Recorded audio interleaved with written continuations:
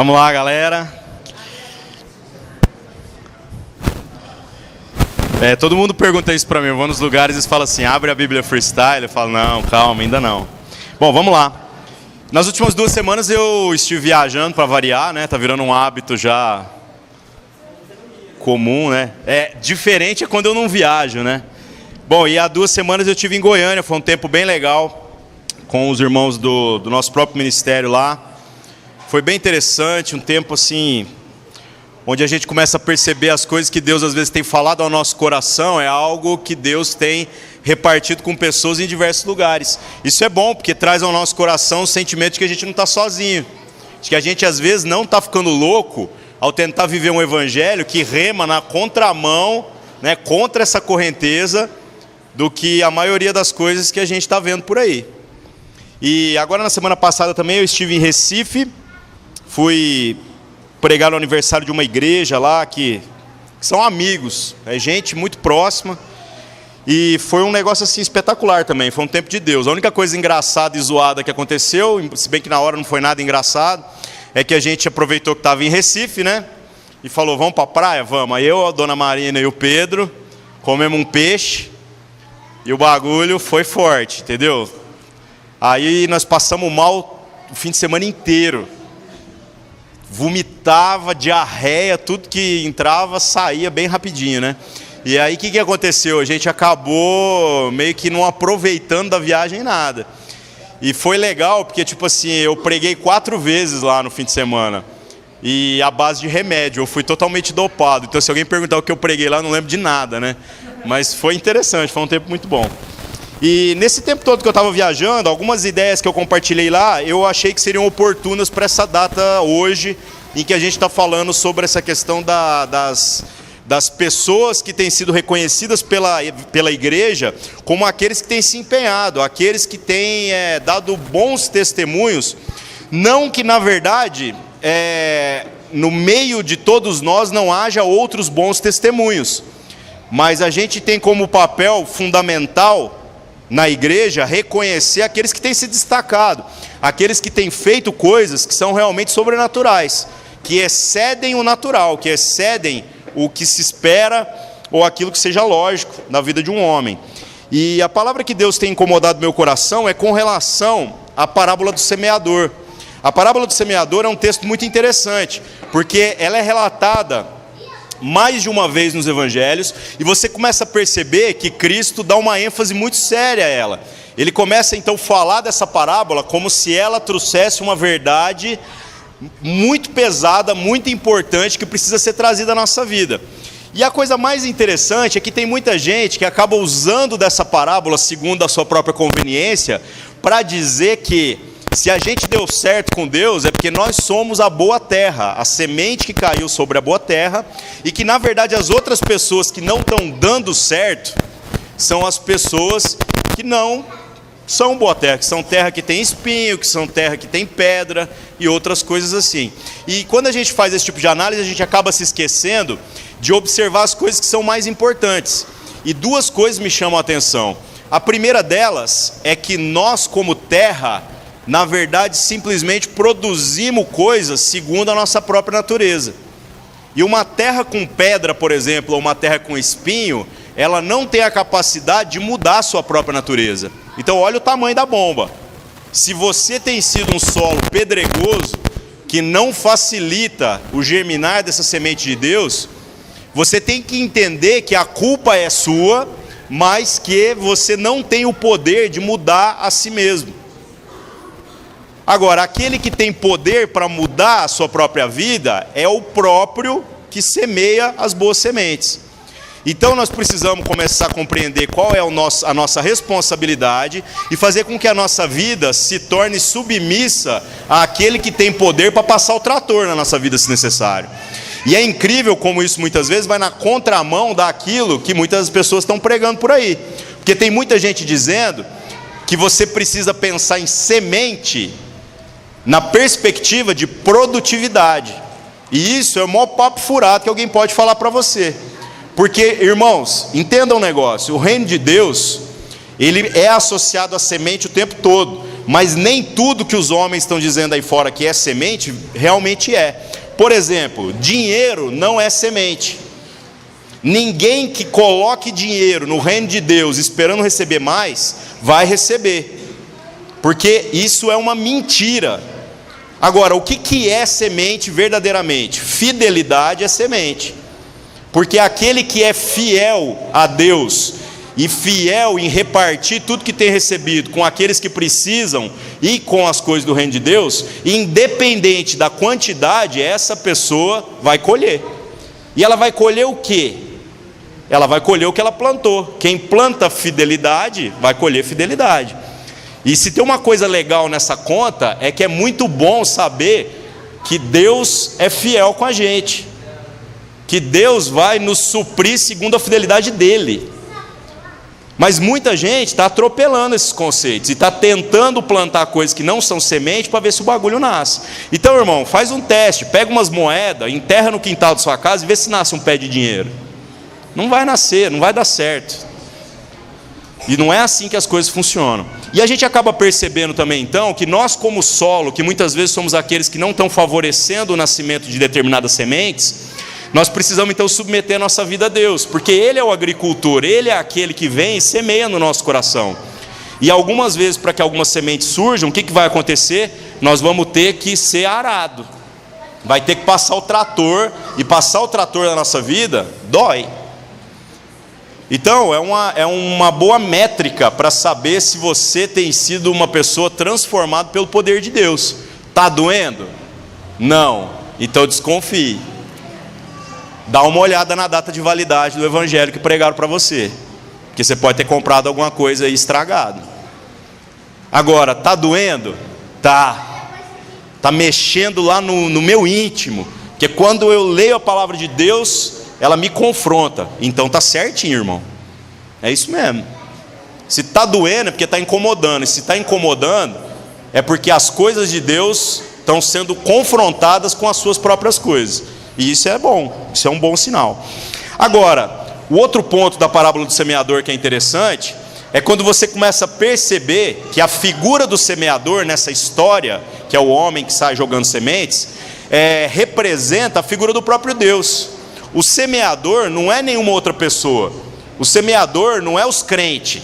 O semeador não é o cara com a Bíblia debaixo do sovaco na Praça do Balvilela gritando Jesus te ama para todo mundo. Todas essas pessoas colaboram com o trabalho do semeador, mas o semeador verdadeiro é Cristo. Ele é que dá boas sementes. E o interessante do texto bíblico é que você começa a perceber que as sementes que ele coloca são todas boas. É como se ele dissesse assim: olha, a semente que eu saí para semear era uma só, era de um só tipo, uma só qualidade. Agora, o que ela produz é proporcional ao tipo de solo que recebeu essa semente. Então nós não podemos de maneira alguma olhar para a nossa própria vida e muitas vezes não ver a semente de Deus germinando, começar a achar que Deus semeou em nós semente estragada, porque Deus não errou em nada com nenhum de nós. Tudo que Ele precisava fazer para que a gente tivesse as melhores condições para frutificar segundo a semente que Ele próprio semeou em nós, já está feito. Agora, o que nós precisamos então? Discernir que semente é essa que Deus colocou em nós. Quando você para olhar ao longo de todo o Evangelho, você vê que Jesus faz umas analogias muito interessantes. Por exemplo, Ele fala que o reino de Deus é como uma semente de mostarda. Você já viu semente de mostarda? É um negócio engraçado, é do tamanho de um grão de areia, uma sementezinha safada. Se você trouxer uma no culto para mostrar, você perde ela em 5 segundos e acabou, ninguém mais vai ver, sabe? Tem que trazer um saco de semente de mostarda para vocês poderem ver ela. É do tamanho de um grão de areia, uma sementezinha ridícula. E Cristo fala isso, Ele fala assim: o meu reino é como uma semente de mostarda. Quando eu leio isso, eu começo a pensar em muitas coisas. Eu começo a pensar, por exemplo, que às vezes as coisas que Deus está semeando no nosso coração são pequenas coisas. E tem muita gente que está se deixando levar por essa pressão religiosa de mostrar para as pessoas grandes sementes. Mostrar para as pessoas assim: olha o que Deus colocou na minha vida. E aí o cara quer mostrar um abacate, uma semente de abacate desse tamanho assim, ó. E irmãos, a semente que Cristo semeou em nós, ela é suficiente, ela é perfeita.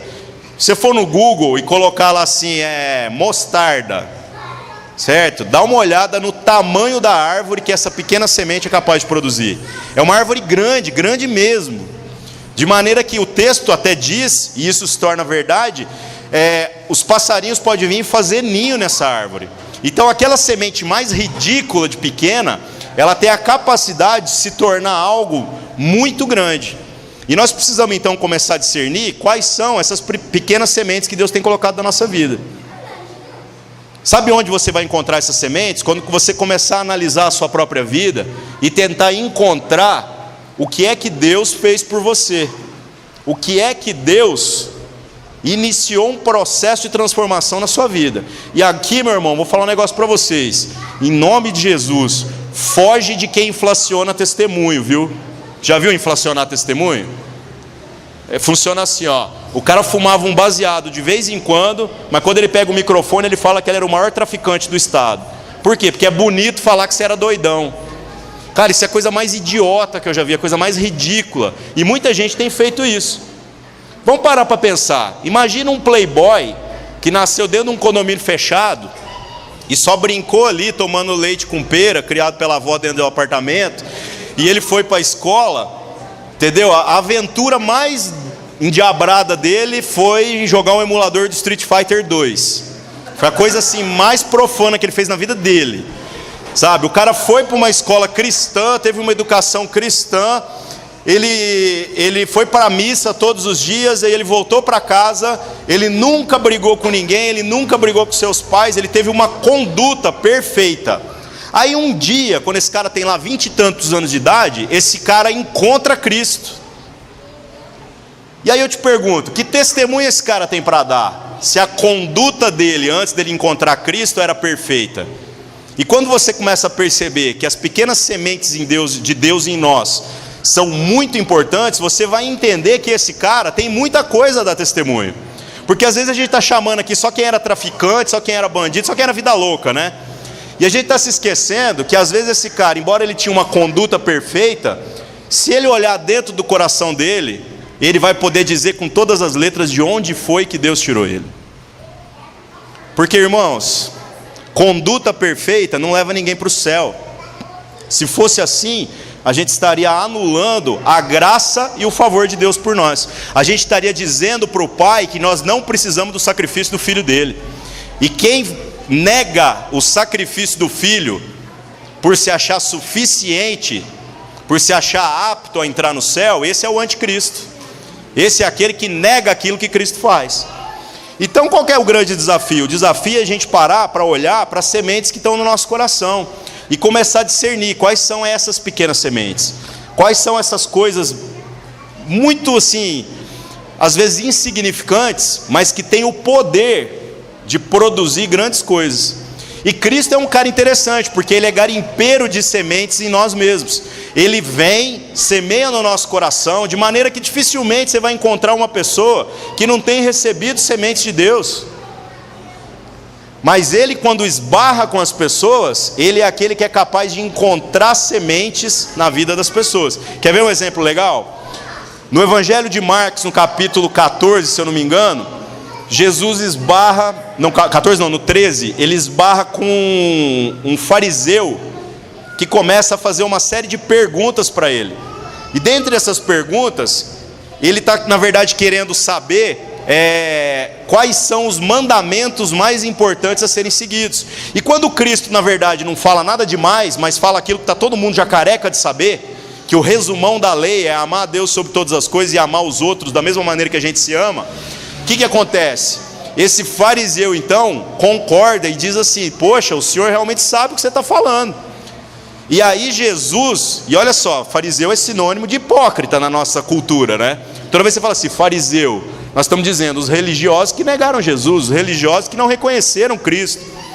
Mas Cristo, quando se deu de cara com esse cara que fazia parte do grupo dos hipócritas, daqueles que mataram Jesus, ainda assim ele era capaz de olhar para o cara e dizer assim: meu irmão, você está raspando na trave, mais um tiquinho assim você entra no gol. E isso é incrível, olha que coisa legal. Quem é capaz de, na vida de um fariseu, encontrar verdade? Jesus. Quem é capaz de, na nossa própria vida, encontrar boas sementes? Só Jesus. Porque quando a gente olha para a nossa própria vida, irmão, misericórdia, né? É difícil. E aí então a gente começa a perceber que essas sementes que Deus encontra em nós, quando nós temos sido transformados pelo trator de Deus, elas vão produzir bons frutos, elas vão produzir mais sementes. Porque olha o outro pensamento equivocado que a gente tem. Eu te dou uma semente de laranja. Qual que é o nosso pensamento? Eu vou enterrar essa semente no quintal da minha casa, para quando crescer um pé de laranja, eu vou amarrar uma rede. Aí precisa de outra árvore, óbvio, né? Mas você faz de conta que você tem uma parede perto, tá? Você põe um gancho lá. E aí você amarra uma rede nessa árvore que nasceu, e você vai ficar lá deitado chupando laranja o resto da sua vida. E vou te falar um negócio. Isso é a coisa mais idiota que alguém pode fazer. Porque na verdade o propósito pelo qual Deus nos dá uma semente jamais é fazer com que a gente se alimente do fruto. Olha só. Porque nós não estamos plantando sementes para chupar laranja. Por que nós estamos plantando sementes? Porque quando uma semente é plantada, ela naturalmente produz mais sementes. E aí nós temos a possibilidade de não apenas chupar laranja, mas poder chegar nas outras pessoas e dizer assim: irmão, ao invés de dividir laranja com você, eu quero semear um pé de laranja na sua casa, de maneira que todos nós agora vamos ter laranja. Eu não penso apenas naquilo que eu posso usufruir, mas eu penso naquilo que eu posso repartir. E aí eu te pergunto, quantas sementes de laranja um pé de laranja é capaz de produzir? Não é pouca não. Com um pé de laranja, olha só a conta, hein? Com uma semente eu tenho um pé de laranja. E com um pé de laranja, quantas sementes eu tenho? Isso implica então a gente chegar à seguinte conclusão: que com uma única semente ridícula que Deus tem colocado na sua vida, nós somos capazes de mudar a história do mundo. Nós somos capazes de plantar pé de laranja no mundo inteiro. Agora o que nós precisamos é deixar Deus e encontrar essas sementes em nós. Sementes que Ele mesmo plantou, sementes que Ele mesmo colocou. E deixar Deus trabalhar essa terra dura que a gente tem sido, para que essas sementes possam germinar. Hoje nós estamos numa noite especial, porque nós estamos querendo falar sobre a vida de pessoas que têm dado bons frutos. A vida de pessoas que estão entre nós, que têm produzido sementes, não frutos. Tem produzido outras sementes, e que essas sementes têm nos surpreendido. Pessoas que têm recebido coisas de Deus, e segundo isso que recebeu, têm repartido com outras pessoas. E isso é que enche nosso coração de alegria. Porque ao repartir essas coisas, nós podemos concluir que essas pessoas se tornaram livres, verdadeiramente pelo poder do Evangelho. E que liberdade é essa que nós estamos falando? Olha que legal. O povo de Deus é um povo esquisito quando você começa a ler na história bíblica, porque é sempre o mesmo ciclo. O cara está indo bem, aí ele se mete numa fria. Aí vem Deus e salva o povo, liberta. Aí passa mais um pouco, fogem do caminho de Deus, caem em outra fria. E aí vem Deus e salva aquele povo. E a história toda do Antigo Testamento é Deus enviando profetas para chamar o seu povo para a liberdade. A crise do povo de Deus antes de Jesus vir à terra é que os caras estavam achando que o Cristo iria vir com um trono, igual o Henrique Cristo anda na rua, vocês já estão ligados? Sabe, cheio de henriquetes em volta assim, posando de gostoso e dizendo assim: olha, vamos acabar com os inimigos de vocês e nós vamos aqui montar um império, onde vocês vão governar comigo e o resto que se dane. A maior decepção do povo judeu foi exatamente o Cristo não vir na figura que eles estavam esperando, mas ele ter vindo como uma pequena semente, uma semente que veio para morrer, para ser a primeira semente de muitas que iriam surgir, que agora somos nós. Olha que interessante. E a loucura disso tudo é que esse povo que foi vivendo de ciclo em ciclo não havia aprendido nada com isso. Por exemplo, O povo de Deus foi escravo no Egito durante 400 anos. E aí Deus levanta Moisés e vai lá e liberta esse povo. E aí eu te pergunto, esse povo foi verdadeiramente livre?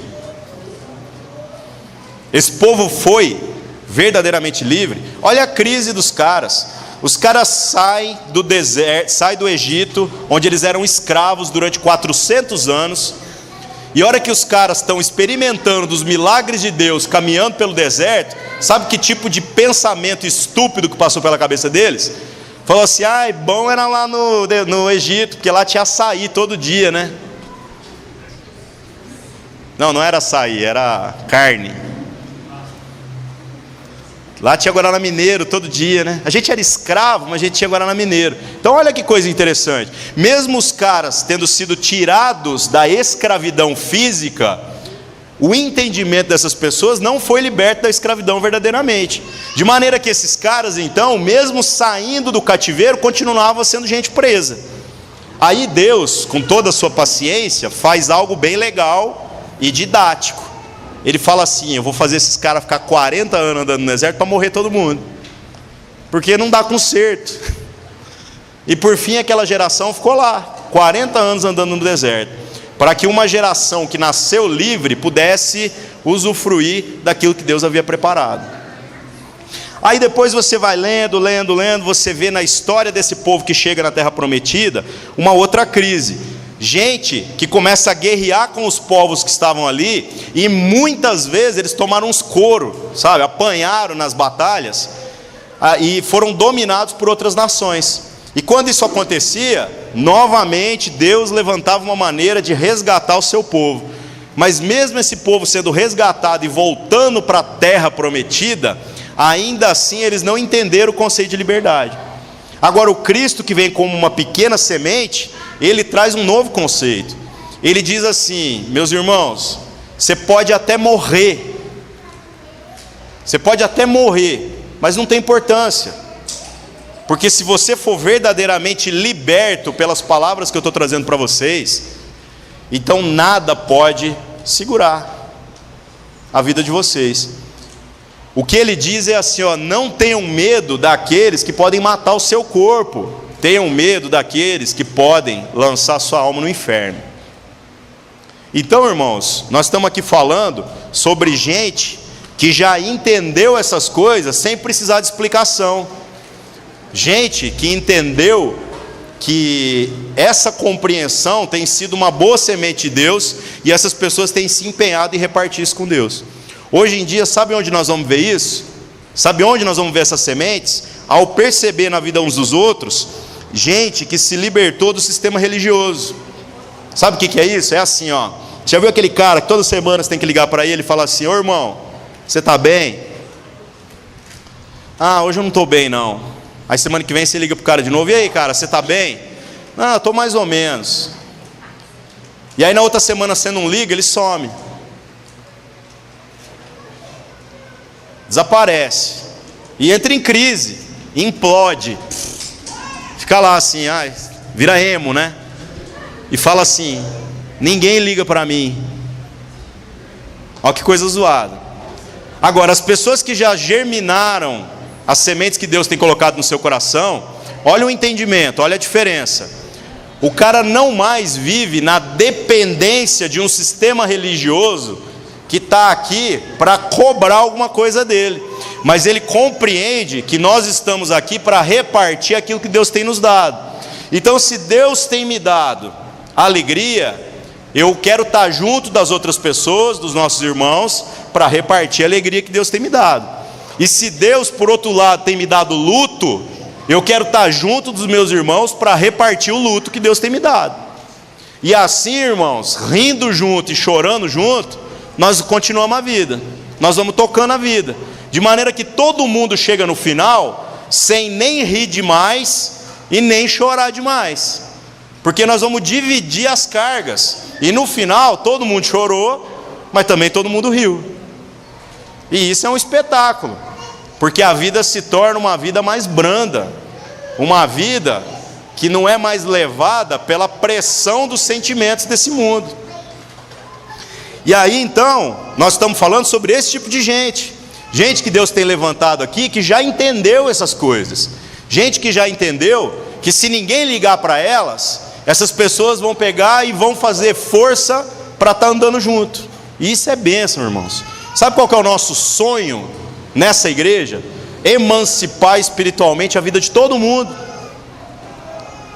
Vou explicar, olha só que legal. Emancipar significa o seguinte: se a gente fechar a porta amanhã, a gente quer ter a plena certeza que tudo aquilo que Deus colocou na sua vida não vai morrer em você mesmo, mas que outros processos vão começar através da sua vida, para que tudo aquilo que Deus plantou no seu coração possa ser repartido com outras pessoas. O que eu estou dizendo é, se nós temos aqui, sei lá, 80 pessoas, se a gente fechar essa igreja amanhã, joga um meteoro aqui, explode o prédio, acaba tudo, mata a liderança toda, o que eu estou dizendo é que nós queremos ter a certeza de que haverão outras 80 igrejas se iniciando das mais diferentes formas, porque ninguém aqui recebeu semente estragada da parte de Deus. E isso é emancipar as pessoas. Isso significa que quanto mais a gente prega, a nossa intenção é que cada vez mais você dependa menos da nossa próxima pregação. A nossa intenção é que daqui a alguns anos você possa virar e falar assim: eu já sei tudo que esse cara fala. E o dia que você falar isso, meu irmão, e for verdade, tá? Aí eu estou feliz demais por você. Eu até dou um microfone para você pregar no meu lugar, para que eu também possa me envolver com outros processos. Olha que coisa legal. Deus tem trazido então no nosso meio gente que entendeu também que as sementes que Deus tem colocado na sua vida serviram para te libertar de você mesmo, serviram para te libertar dos seus próprios interesses. Então a igreja reconhecer a vida de pessoas que têm se destacado no nosso meio é isso. É gente que já fez as contas do quanto custa cada coisa. Está entendendo? Gente que olha e fala assim: olha, agora eu tenho que tomar uma decisão. Eu ganho dinheiro, ou eu abro mão de ganhar dinheiro para poder viver aquilo que Deus está falando para mim. E isso é difícil, irmãos, porque quando dói no bolso, dói no coração. E eu acho que tem alguma coisa no bolso aqui ligado direto no coração, assim, sabe? Algum nervo, alguma coisa assim. É esquisito. E às vezes mais do que isso. Quer ver outra crise? Gente que já entendeu, por estar liberto de si mesmo, que às vezes Deus vai dizer assim para você: irmão, eu vou te dar mais para você repartir mais. E quando nós conseguimos perceber essa semente germinando na vida de muitas pessoas, cara, aí nós damos glória a Deus mesmo. Aí nós podemos assim glorificar a Deus por tudo que Ele tem feito, porque a gente começa a perceber que Deus está multiplicando mais sementes dele mesmo na vida de cada um. E isso é legal, né, irmãos? Isso é muito legal. Uma vida consagrada a Deus é uma vida que não é mais segundo as próprias prioridades. Nós não estamos aqui para tentar garantir a nossa sobrevivência. Nós não estamos aqui para tentar pagar a conta. Porque eu vou te falar um negócio: as contas não vão acabar nunca, irmão. Você ganha na Mega Sena e as contas não acabam, porque você vai fazer outras contas. Está reclamando do teu Fiat 147, você vai comprar um Camaro amarelo, e vai zoar o negócio, vai piorar, vai aparecer outras dívidas, e o buraco não acaba nunca. Minha avó dizia assim, ó, que não adianta botar dinheiro no saco se o fundo estiver descosturado.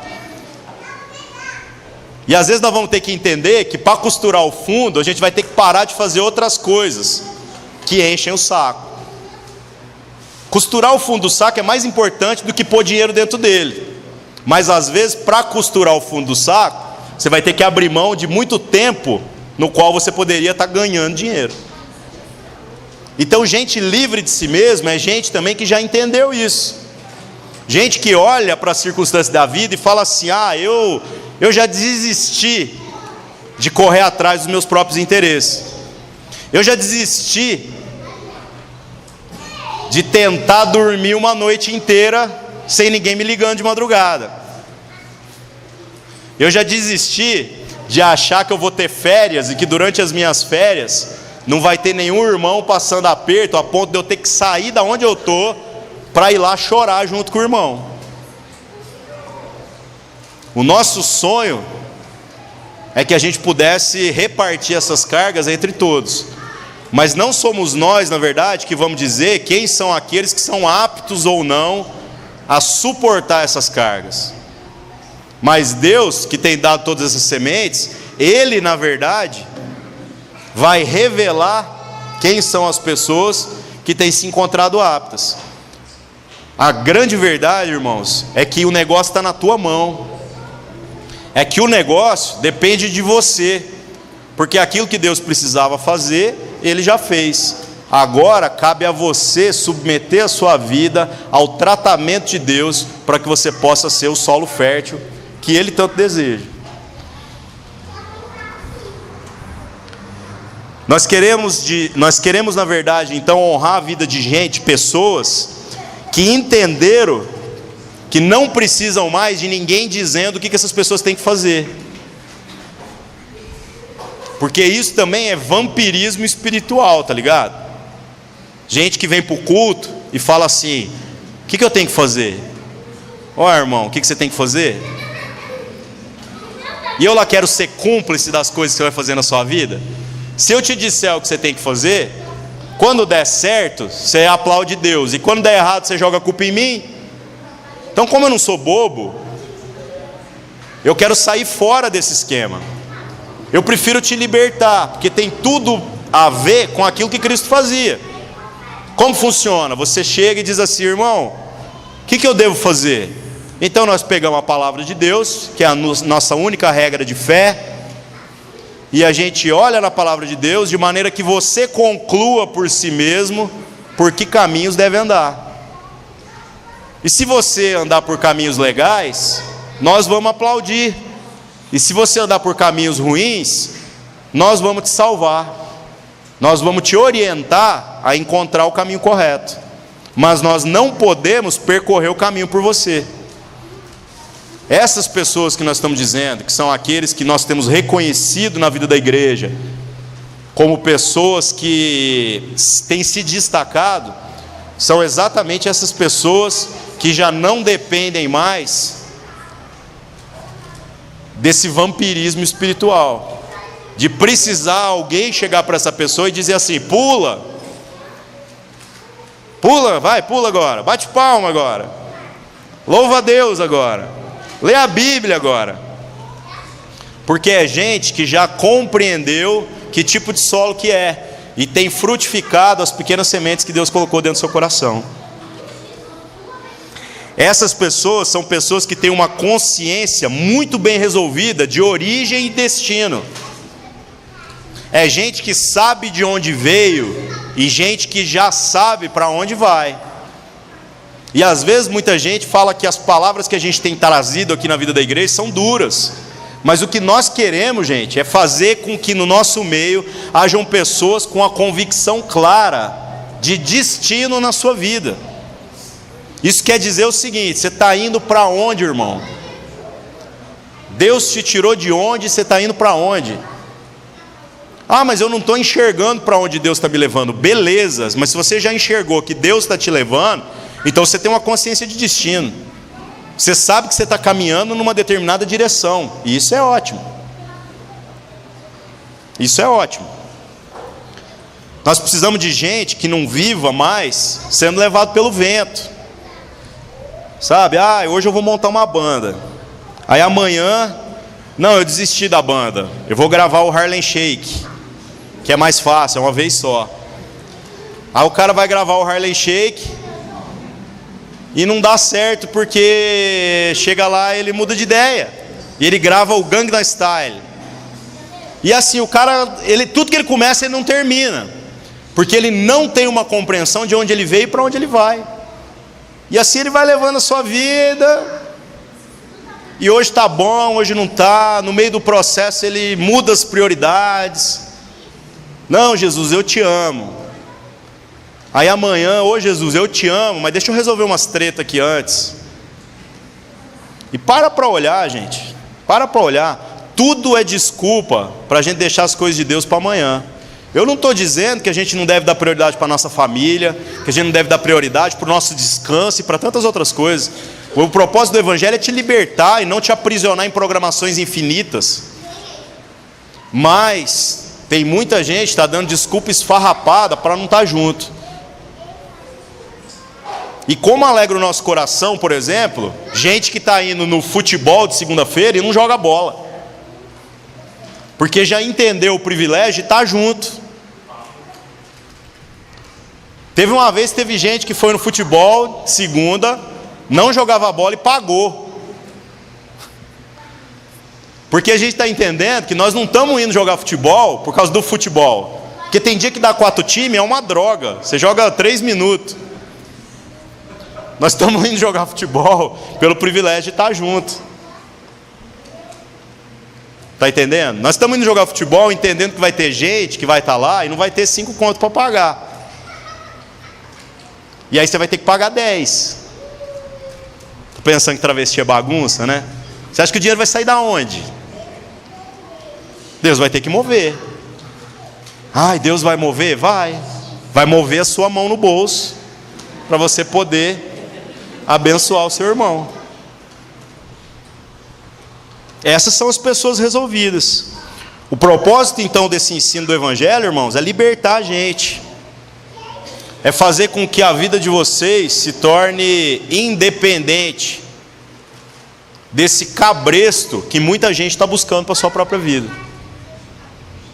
Como eu já falei aqui em outras oportunidades, eu espero que se teu avião cair, você ficar preso numa ilha deserta sozinho, você não negue a fé porque não tem quem pregue para você.